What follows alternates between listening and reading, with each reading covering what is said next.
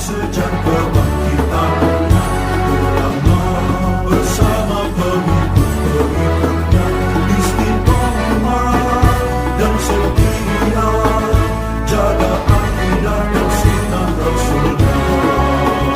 Alhamdulillah segala puji baginya ulama bersama pengikut-pengikutnya istiqomah dan setia menjaga agama nusa dan bangsa.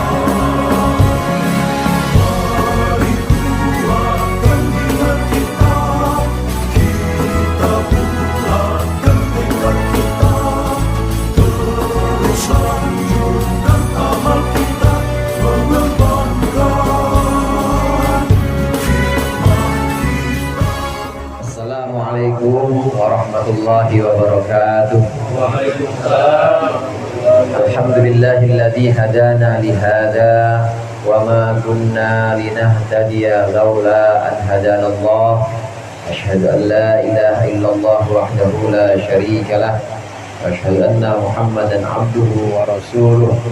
Allahumma salli ala sayyidina Muhammadin abdika wa nabiyyika wa rasulika nabiyil ummi wa ala alihi wa sahbihi wa sallim taslima biqadri azamati dzatika fi kulli waqtin wa hin. Amma ba'du. Para ustaz, para hujan, para orang tua dan sesepuh, dan segenap jamaah Majelis Taklim Al-Hidayah yang saya hormati dan saya muliakan. Alhamdulillah pada malam hari ini kita berkumpul melaksanakan pengajian rutin kita, pengajian malam Ahad, malam Minggu yang biasa dilaksanakan di majelis. Malam hari ini dilaksanakan di kediaman Bapak Yusril. Mudah-mudahan hadirnya kita ini mendapat barokah, limpahan barokah, khususnya untuk sahibul bait dan juga untuk keluarga dan juga untuk kita semua dan seluruh keluarga kita. Amin ya rabbal alamin.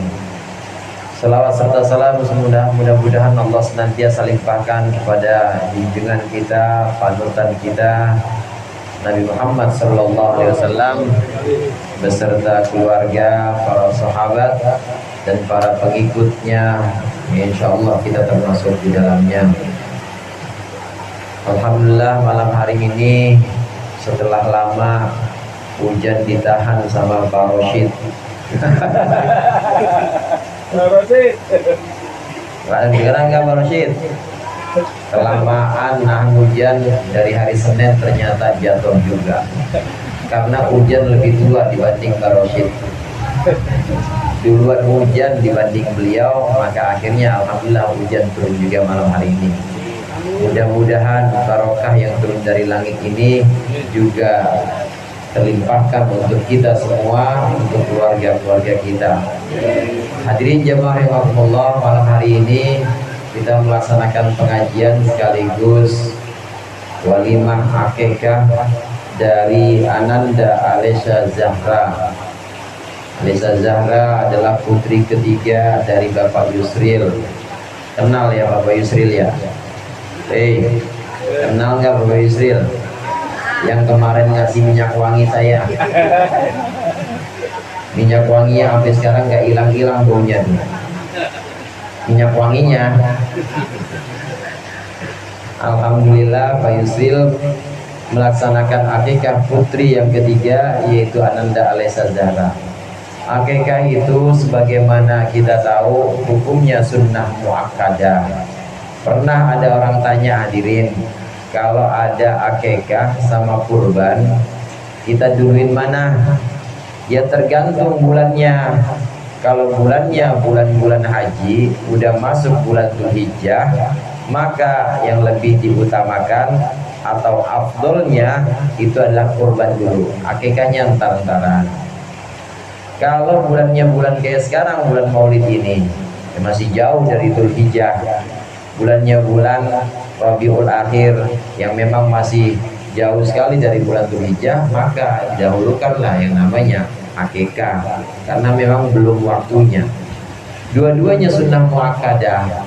Akikah ya sunnah muakkadah, kurban juga sunnah muakkadah.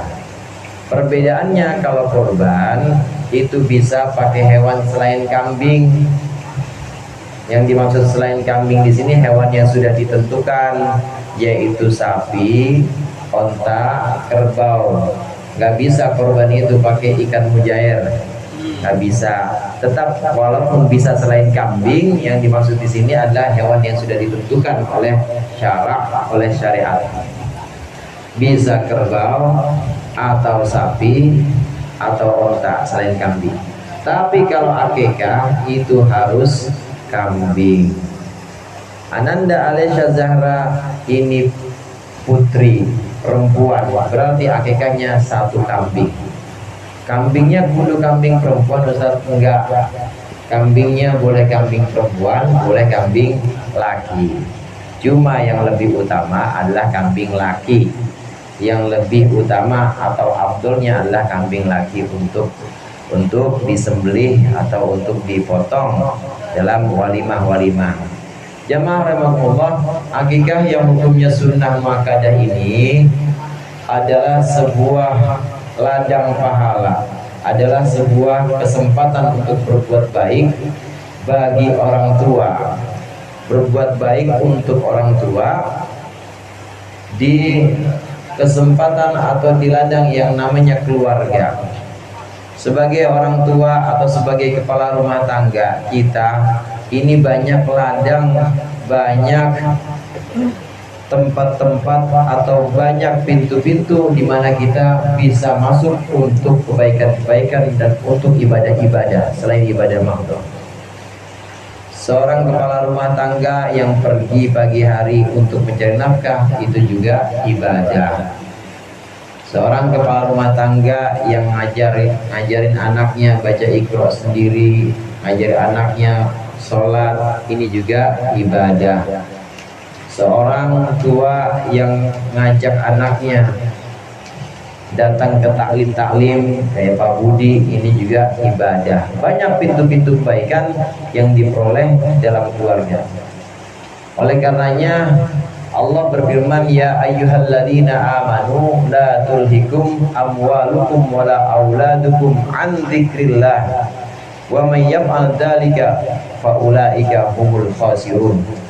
Wahai orang-orang beriman, wahai jamaah al-hidayah, wahai orang-orang Bintaro, jangan anak-anak kalian dan harta benda kalian membuat kalian itu lalai dari mengingat Allah.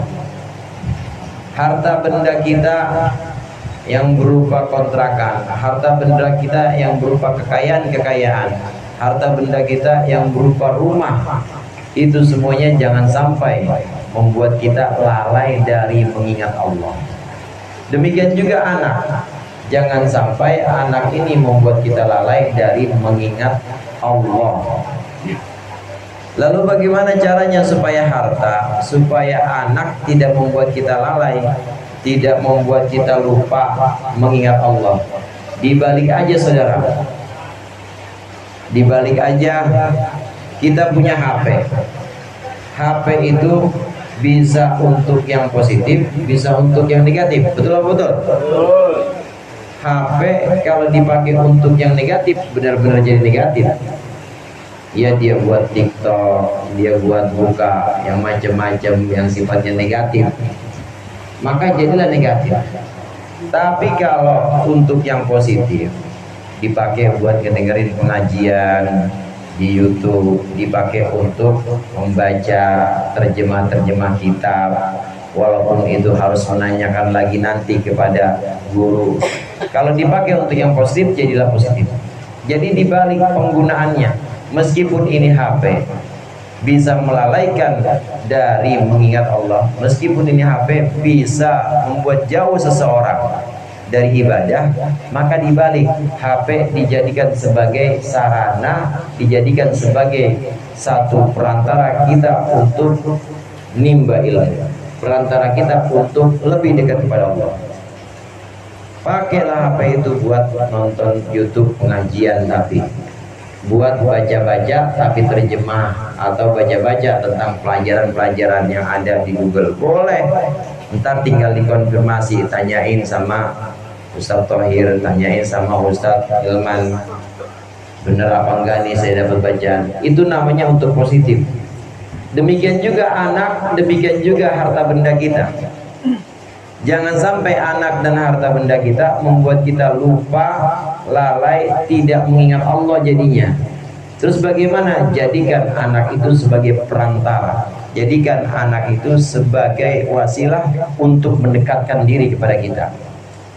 Dan pada malam hari ini, akikah yang memang hukumnya sunnah muakkadah, mudah-mudahan ini menjadi perantara bahwa Bang Yusril, bahwa Pak Yusril ini menjadikan anaknya sebagai sarana atau sebagai fasilitas untuk lebih mendekatkan diri kepada Allah. Amin. Nanti diajarin anaknya Bang Yusril, diajarin anaknya tentang pengetahuan-pengetahuan pokok, pengetahuan yang tidak boleh tidak itu harus dimiliki oleh si anak. Hadirin jamaah rahimakumullah, Imam Zarnuji dalam kitab Ta'lim Muta'alim itu membagi ilmu secara prioritas. Ilmu apa yang lebih dahulu harus dipelajari, ilmu apa yang lebih dahulu harus diketahui oleh anak, oleh orang yang belajar. Alesa berapa tahun sekarang? Aizrin berapa? 2 tahun. Nanti kalau sudah 6 tahun maka harus diajarkan sholat, diajak sholat, harus kita suruh sholat. Nanti kalau sampai begitu juga sampai 9 tahun. Kalau 9 tahun masih belum melaksanakan sholat juga, maka pukul, cuma pukulannya pukulan sayang. Jangan bawa-bawa parang. Jangan bawa-bawa yang macam-macam, pukulan sayang. Ini untuk menunjukkan bahwa sholat itu sangat penting kepada anak kita. Dengan cara mendidik anak usia 6 tahun kita ajak untuk sholat, kemudian kita contohkan juga 8 tahun sampai 9 tahun. Kalau belum sholat ini kita pukul. Dengan cara mendidik seperti ini maka anak jadi sebagai perantara kita untuk mendekatkan diri kepada Allah. Karena perintah mendidik anak, perintah mengajak sholat, perintah memukul, ini adalah perintah Allah yang disampaikan melalui lisan Rasulullah Nabi Muhammad SAW. Nabi Muhammad yang mengajarkan itu, ajak sholat.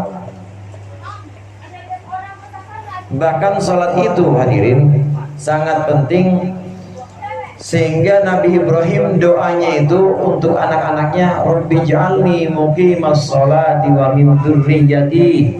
Ya Allah, kata Nabi Ibrahim, jadikanlah aku orang yang mendirikan sholat, wa min dzurriyyati, dan juga jadikanlah dari keluarga-keluargaku, dari keturunanku nanti, anakku, cucuku, buyutku, anaknya buyut, anak dan seterusnya, cucunya buyut, ini jadikan semua adalah orang-orang yang mendirikan sholat. Betapa pentingnya sholat sebagai pendidikan dasar untuk anak-anak kita. Kita contohkan, selain kita contohkan, kita ajarin. Kalau bapaknya nggak ngajarin karena sibuk, titipin pengajian TPA. Ini ilmu yang pertama harus dipelajari oleh seorang anak adalah ilmu fikih yang pertama.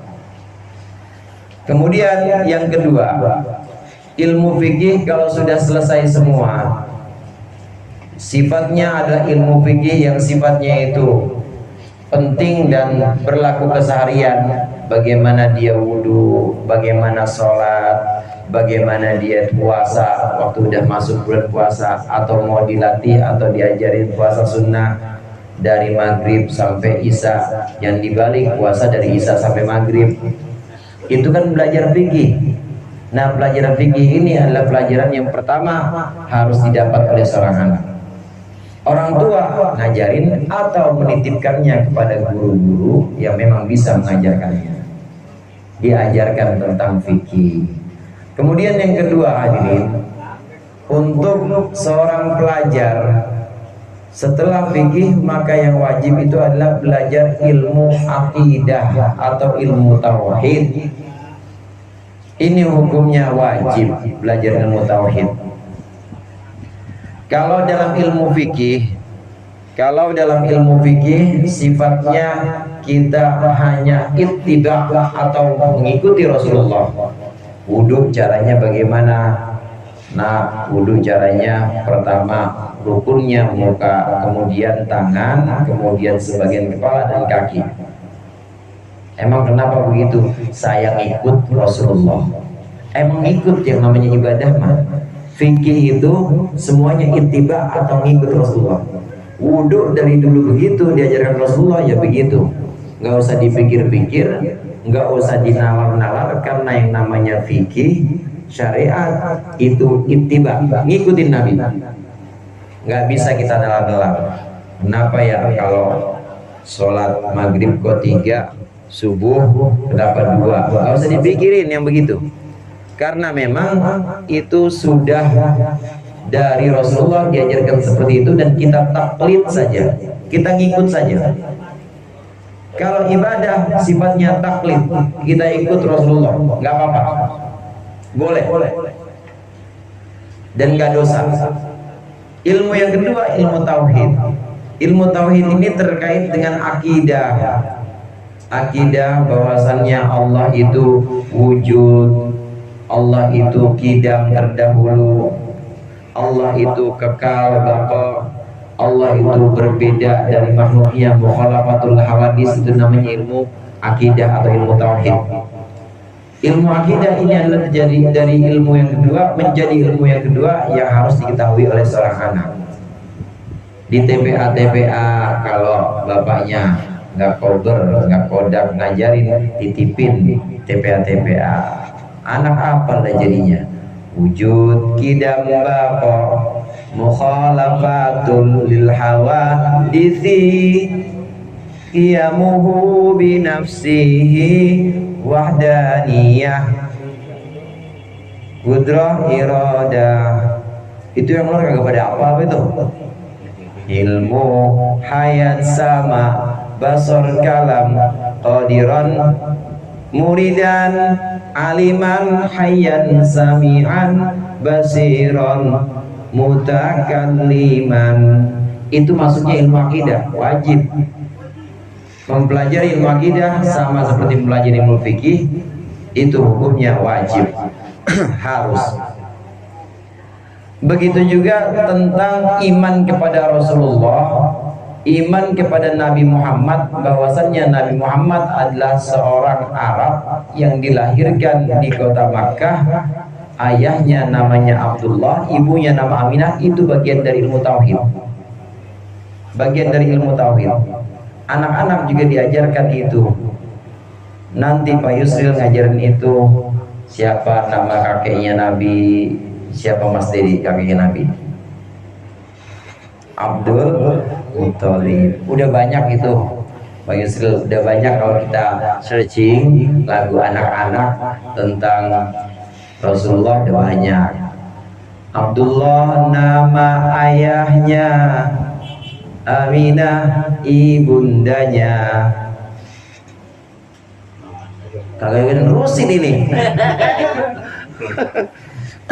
Abdul Muthalib kakeknya, Abu Thalib pamannya, dan seterusnya. Itu udah banyak kalau kita nyari di YouTube lagu-lagu itu. Anak-anak diajarin kayak begitu.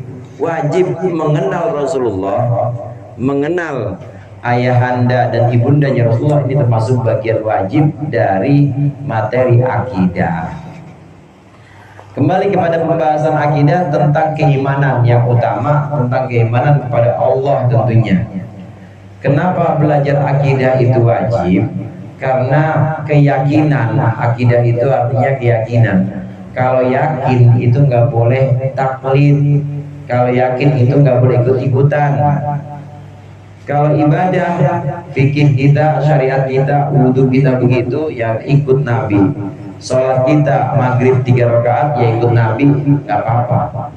Tapi kalau saya tanya nih mau bawa apa? Pak, percaya nggak kalau ayam bakar kambal namanya, ada ya? Kalau ayam bakar kambal, percaya nggak Pak? Kalau ayam bakar kambal itu ayam bakar yang paling enak. Percaya nggak? Percaya. Emang udah pernah ngerasain? Nggak pernah, kata guru saya doang. Sah nggak tuh kira-kira?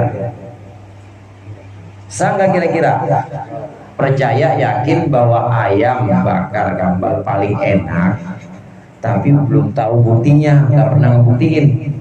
Kira-kira keyakinan yang seperti itu kuat apa enggak? Pak, kuat apa enggak kayak begitu? Enggak kuat, ikut-ikutan.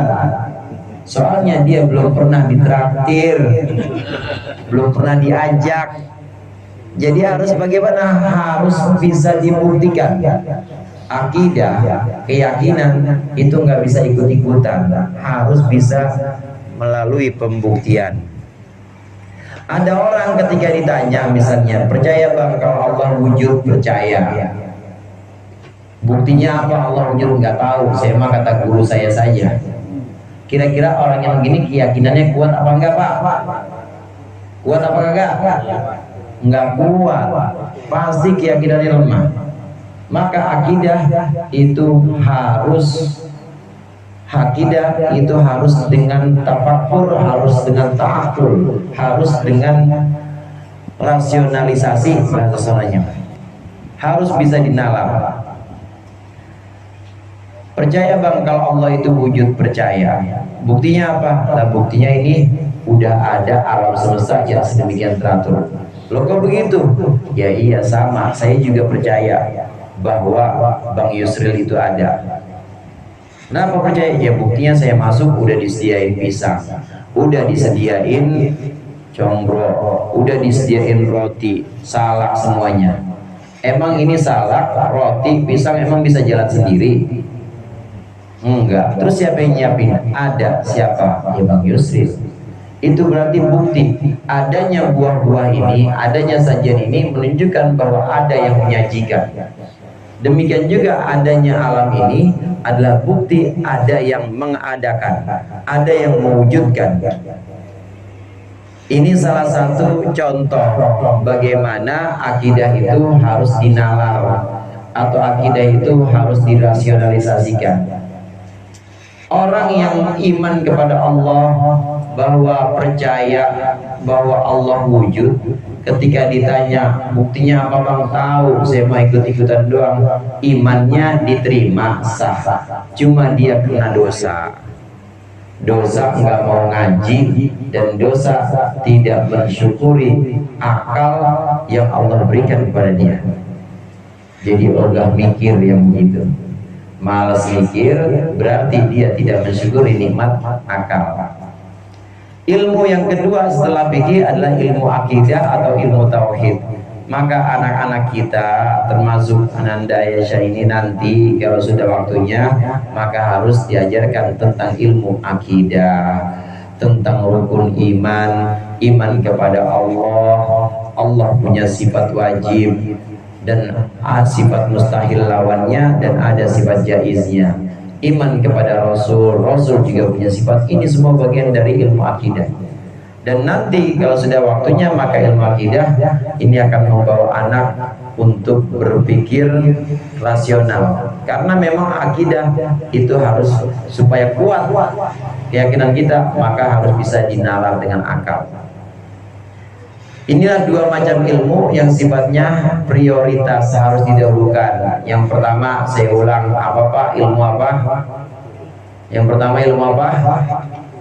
Fikih. Kemudian yang kedua, ilmu tauhid.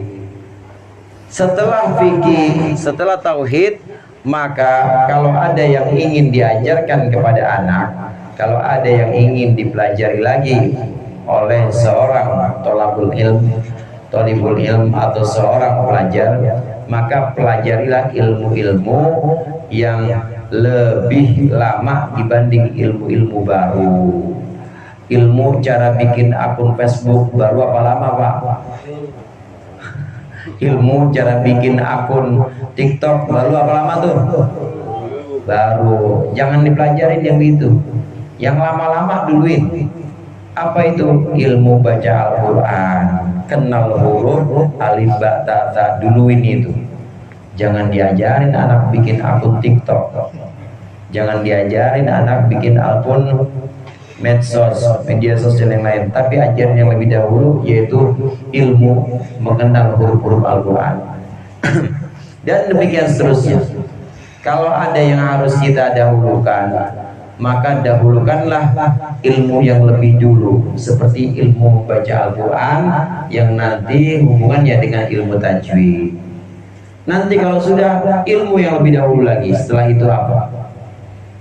Mengenal hadis-hadis Nabi. Di TPA-TPA itu, saudara, di taman kanak-kanak juga, atau bahkan di madrasah ibtidaiyah, itu sudah diajarkan selain baca Al-Quran, diajarkan hadis-hadis singkat kepada anak-anak, seperti la taghdab walakal jannah. Itu hafalannya anak saya tuh. Artinya ada yang tahu la taghdab walakal jannah? Jangan marah, maka engkau dapat surga.